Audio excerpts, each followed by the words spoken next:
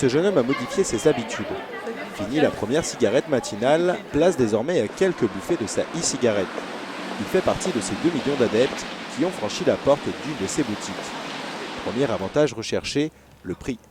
J'étais fumeur d'un paquet de cigarettes par jour, ça me revenait environ à 6,50 €.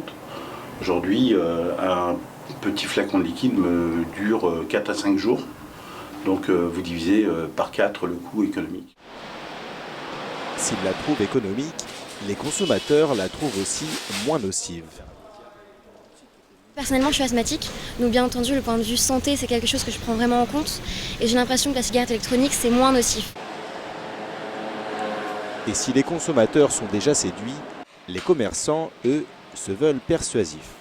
4000 substances toxiques dans une cigarette classique contre presque aucune substance toxique dans une cigarette électronique. Face au succès de la e-cigarette, les buralistes ne restent pas les bras croisés et déjà, la riposte s'organise. On propose à peu près l'équivalent de ce qu'ils peuvent trouver dans des petites boutiques spécialisées. Et au final, ils ont tout.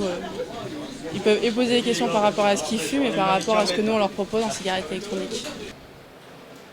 Avec un chiffre d'affaires de 100 millions d'euros, le marché de la e-cigarette est particulièrement juteux et tout le monde veut sa part du gâteau.